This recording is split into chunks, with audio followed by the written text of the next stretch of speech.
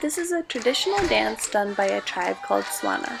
This tribe is mainly located in South Africa, although they are also in other areas like Zimbabwe. In Africa, dance is a part of everyday life. In this traditional dance, you can see how they base it on spoken language.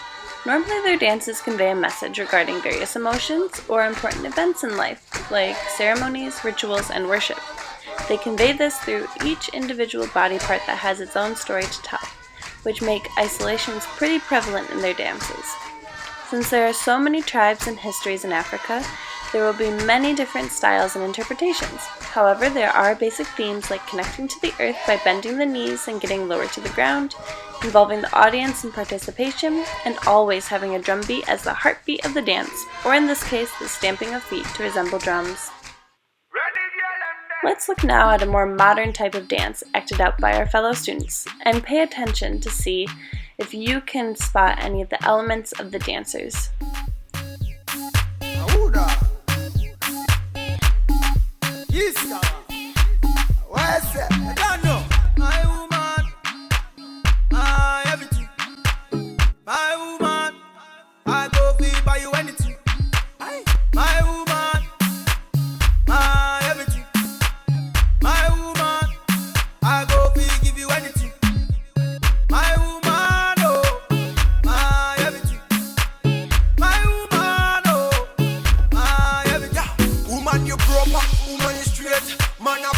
Genetic trait, waiting for you was never too late.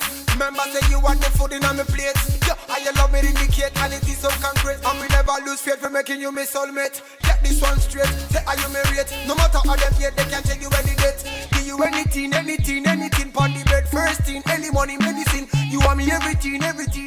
In comparing this video of modern music to the traditional dance video of the Tswanas, it looks vastly different. But in studying the components of African dance, I want to show how they're actually more similar than you think.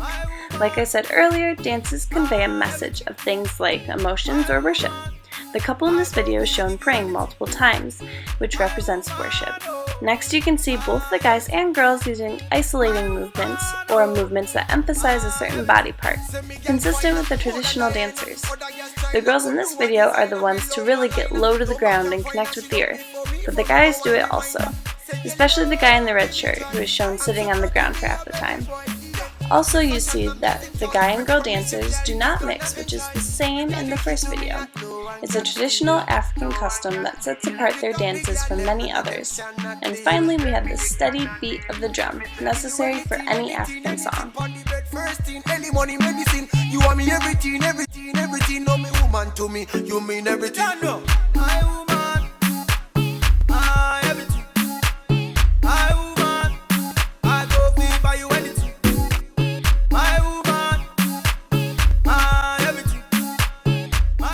As you can see, this music video looks very similar to something you'd see in the US.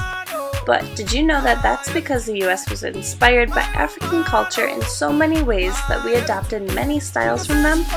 At the end of the 1800s, a dance called the cakewalk was introduced in the Creole show, a Broadway revue. This African-influenced dance was the first to become popular with white audiences, and from 1891 on, the US gained many African-inspired dances, such as the Charleston, tap dancing, the Lindy Hop, the jitterbug, the twist, jazz, crunking, American modern dance, and most notably hip-hop. All of this influence came from the Africans who were brought over as slaves in the 16 to 1800s. The influence still continues on in America in other forms, although hip-hop is the most popular today.